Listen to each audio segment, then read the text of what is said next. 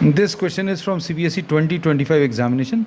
The statement of the problem says if A is a square matrix of order 2, order इसमें 2 दिया है, such that the determinant A is equal to 4, determinant A की value is equal to 4, then you have to find out the value of determinant, हम लोग इसको ऐसा लिख ले, determinant of 4 times adjoint A. ये आपको सॉल्व करना है. अब इसमें दो प्रॉपर्टीज़ यूज़ होंगी. पहली प्रॉपर्टी तो ये यूज़ होगी कि adjoint value of the determinant of adjoint A is found by taking the determinant of A to the power of n-1. अगर आपको एडजॉइंट ए का डिटर्मिनेंट निकालना है तो डिटर्मिनेंट ए ले लो to the power of n-1. n इसमें क्या है? n is the order. तो अब इसको कैसे लिख सकते हैं?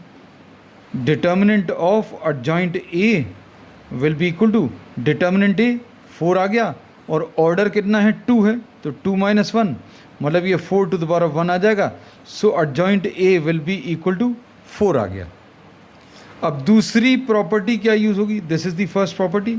सेकेंड प्रॉपर्टी जो यूज़ होगी कि value of the determinant if the matrix A is multiplied by K and we are taking or we are finding out the value of the determinant, then this will be equal to K to the power of n into determinant A. अगर आपने A में K का multiplication किया है, A matrix में अगर K का multiplication किया और उसके डिटर्मिनेंट की वैल्यू निकालनी है, then this will be equal to K to the power of n into determinant A. इसमें n फिर से क्या है? The order. अब हम लोगों को क्या कैलकुलेट करना है? 4 टाइम्स एडजॉइंट ए, इसकी वैल्यू निकालनी है. ये देखो ये 4 से मल्टीप्लाई होगा, तो अब ये क्या होगा? ये जो अंदर नंबर मल्टीप्लाइड है वो बाहर निकलेगा. अगर बाहर निकलेगा तो ऊपर क्या आ जाएगा? ऑर्डर आ जाएगा.